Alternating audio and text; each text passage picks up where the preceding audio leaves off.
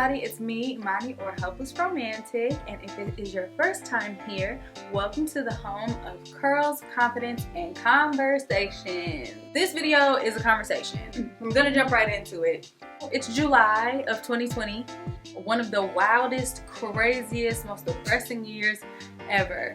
And you know, a lot has changed, a lot is changing, and if this year doesn't change you a little bit, I don't know how you can make it out without being at least altered. Like, your personality will be altered. I mean, people's mental health status is changing. You know, people are learning new trades, new crafts. People are having to live without certain things that they're comfortable living with. This year has been absolutely pivotal for so many of us. I don't want to get into some of the heaviness of the year, but I do want to discuss something that I've been thinking about and thinking over for myself. If y'all followed me for any length of time on all of the other social media sites, you know that I have these moments or periods of introspection where I kind of just like deal with myself. Like, I'm acting or behaving a certain way and I want to know why. One of the coolest things that I have learned about myself is my love language. Now, this is nothing new for me. I do host a podcast on casual dating. It is called the Save the Date Show podcast, and it is available on iTunes, on iHeartRadio, on Google Play, on Podbean. It's available a lot of different places. Check that out when you have a chance.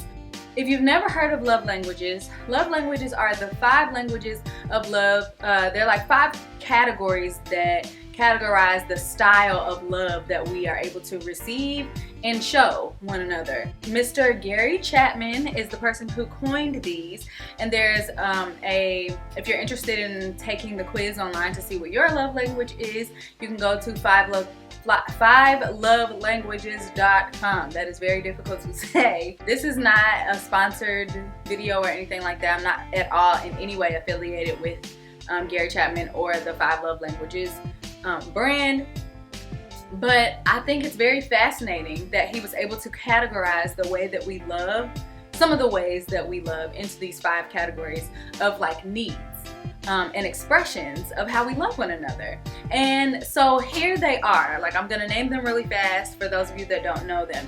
They are words of affirmation, acts of service, gifts, quality time, and physical touch. If you have taken the quiz, they like rank them for you. Like, you're asked a series of questions, and then based on those questions, they score your preferred love languages 1 through 5. Like, what's your highest and what's your lowest? My highest is words of affirmation, and my next one is acts of service, which I knew. And then my least favorite one, I guess, is physical touch. Now, that does not mean that I don't like to be touched, but what it means is I don't necessarily feel the absence of love if I'm not being touched. I will feel unloved or unwanted, or that there's something missing from any of my relationships if someone is not verbally affirming me or doing any kinds of acts of service. Acts of service, I think, came in second because I think that's the way I love other people. Like, I really love showing up for people, doing nice things for people, helping them, encouraging people. Encouraging people will fall more into words of affirmation. But the acts of service, like, I love doing things for people to show them that I care about them. Coming to something that's really important for you, getting you a gift that you mentioned you might want. You know, drawing. I don't draw. I don't know why I was about to lie. I don't know, cleaning something up, fixing something for you, volunteering to help you with something. I'm one of those kinds of people who really enjoys to make people feel good by doing things for them. Of course, I love to tell people how amazing they are too, and to encourage them and affirm them with my love as well. A lot of people use these 5 love languages just for romantic relationships, but they kind of exist in all of our relationships. Words of affirmation is important to me from my friends too, from anybody I love, from my parents, from my friends. Acts of service is important for me to show my love to anybody that I love, whether it's romantic love, platonic love, sister, brotherly love, the love that I have for my parents, all of that kind of stuff. All of those apply. Now, the purpose of love languages, as listed on the site, are to help us understand ourselves better, and then hopefully understand a partner or the people we love a little better as well. Now, I gave all that background to say this year has really made me think about my love language in relation to, you know, how I've been able to show people love as we are quarantined. I have not been able to, you know, I have friends and family members and people who I care about whose love language is quality time, and I have not been able to spend time with them.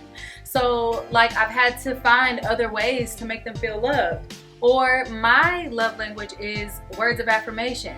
And I had to think to myself why that is. And I think a lot of it is because, you know, it starts at my parents. They've always been very verbally encouraging and affirming of who I am and how much they love me. And I don't know that doesn't mean I wasn't lacking in other areas. They've always done really nice things for me and showed up for me as well. So acts of service makes sense also. But maybe we weren't the most touchy-feely family. Not to say that we don't hug and kiss one another, but we aren't cuddly. Like, I don't necessarily have lots and lots of memories of like sleeping with my parents, like co-sleeping with my parents, or like holding hands just to be holding hands, or like snuggling. Although I know that I could have done those things, but that's not at the top of the list of how I love people. And I think quarantine is revamping the styles in which we have to show one another affection and love and attention. And for myself, it is making me so much more touchy-feely. And I just realized that. I'm just now realizing that. Before, so my friend group, I have lots of different friends all over the place or whatever. And I do have friends who are a lot more touchy-feely than I am, who, when we're hanging out on the couch or whatever, they will lay their head on your shoulder, they will hold your hand in public, they will link arms with you, like just little small touches as friends. You know, girlfriends, we kind of do those kinds of things too sometimes, because we have been socialized to be okay with that. Like, it's not odd for me to want to hug my friends, or to want to put my arm around them, or, you know, just be touching them in any kind of way. But I'll have to admit that, like, as a kid and like as a teenager, I kind of would cringe a little bit at that, but I didn't want my friends to think that I didn't love them, or I didn't like them, or I didn't want them touching me. So I would let them, and then eventually become comfortable with it, because that was important for me. It was important for me to not make my friend feel like they were doing something wrong. Although everyone has bodily autonomy. This is a disclaimer. If you don't want somebody touching you, tell them, I don't like being touched, or whatever the case may be.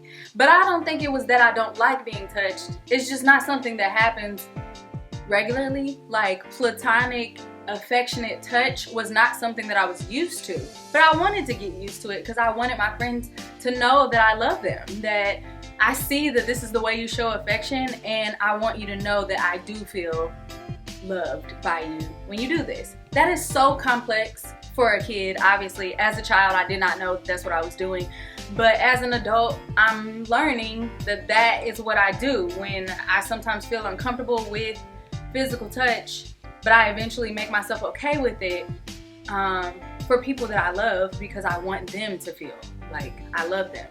And I don't want to be like, I don't really want you to touch me. I just feel like, you know, whatever. If I don't want to be touched, for like, if I'm being serious and I really don't want to be touched, of course. And I don't think any of my friends would be mad at me for saying, right now I don't really want to be touched.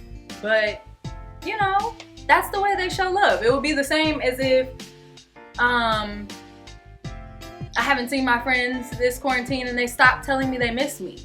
That would make me sad, because I like for my relationships and my like any of my relationships to be affirmed by, like, verbally. I like you to tell me that you miss me. I like you to tell me that you appreciate our friendship, that you love me. I would like to, you know, tell you that back. All those kinds of things. I need to hear that. And I think I've been in so many relationships where that wasn't present, without having the language to verbalize that it was my love language or whatever, that I really cling to that a lot. And I think I might cling more to acts of service if I didn't feel like, if you're not telling me you love me, if you can't say to me you love me, then something is wrong and now I need to panic, you know? So these are things that I'm really thinking about now. But during quarantine, I've just noticed that in the small windows where I do see people that I care about, I do want to hold their hand. I do want to lean against them. I do want to hug more. I like to be touched just as an affirming touch, like sitting on the couch next to a friend. If they want to rest their leg on me or put their elbow on me, I like that now. Like I want to do that because I have not been able to touch people in months.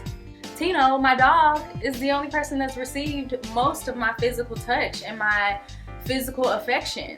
So, you know, like I said, if this year doesn't change you at all, I don't know if you've lived this year correctly, because this is a wild year. This is crazy. It's crazy. So many things have happened.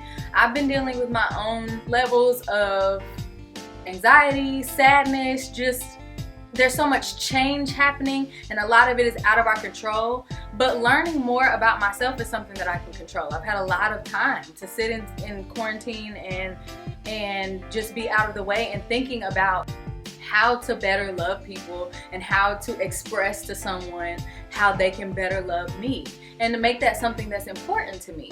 And so, I mean, that's really what I wanted to say in this video. Learning your love language is important, and we like to think that it's important because you can tell somebody how they need to love you, but it's really more so if you're a single person, and you are using love languages in your romantic relationships, in your pursuit of romantic relationship, you are not using your love language to make someone perform in the way that, you know, you best receive love. What you're doing is looking for someone who loves in the way that you like to receive love. If I like words of affirmation, my goal is not to find someone and tell them that I like words of affirmation and then make them affirm me verbally. No, my goal is to find someone who likes to affirm me, who likes to tell me how they feel about me, who doesn't hesitate to tell me they miss me. And that could be annoying to somebody else. Whoever doesn't need words of affirmation, somebody telling you all the time, I miss you, I love you, you're so beautiful, I love everything about you. I think that, you know, my favorite thing about you is X, Y, and Z. I love when you do this, I love when you do that. That could be uncomfortable for someone else whose love language is not words of affirmation. And, you know, in the fact that I don't necessarily feel unloved by not touching someone. And so if that bothers someone, they would not necessarily want to be with me. They would want to be with someone who likes to touch, who also loves to show love by touching. But I mean, I don't want to not be a toucher. Like, I want to find my place in all 5 of the love languages. I know it works best for me, but I don't want to be a person who doesn't show love by touching. And quarantine has showed me that. Quarantine has showed me that because I can't touch, I'm realizing that I need to. I need to do more touching because I'm missing out on a piece of affection that wasn't important to me before, but it's gonna be very important to me moving forward. And I hope all my friends and my loved ones and my family is ready to be touched by me, because I'm touching all of y'all. Of course, you have bodily autonomy. You can tell me you don't want to be touched or whatever, but until you tell me that, I'm hugging y'all, I'm kissing y'all. When this is over, when we have a vaccine and it's safe to hug and kiss and hold hands and all that kind of stuff again, we are snuggling, okay? Snuggling down, all right? I want to be hugging and kissing y'all. I want to be touching. I want to be holding hands. Yes, holding hands. We will be doing all of that. All right. So, you know, in the comments, if you want to think about your love language, take the love language quiz. I'll put the link in the description. If you want to think about your love language, how you best show love, how you best receive love. And then think about how this year might change that for you, because love languages are not stagnant. Love languages are not static. They don't just exist in this is where you fall, this is the only way you'll ever know how to love. Like, no, your life can alter those things for you. And this year has been a year for my life, okay? My life has been altered by this year. And so my love language subsequently has also been altered. But it's all very interesting and so fascinating. And if you have time to sit and think about it, do so. Share with me if you can. I hope that someone else can relate. And if you haven't realized if you can relate yet, report back to this video. Let me know in the comments how you're feeling about your love language. If any of this resonated with you, let me know. In the meantime, I'm Hopeless Romantic. Thank you for watching. Please like, comment, subscribe, share with your friends, and I'll see y'all back here again soon for another video. That's it. God bless. Bye.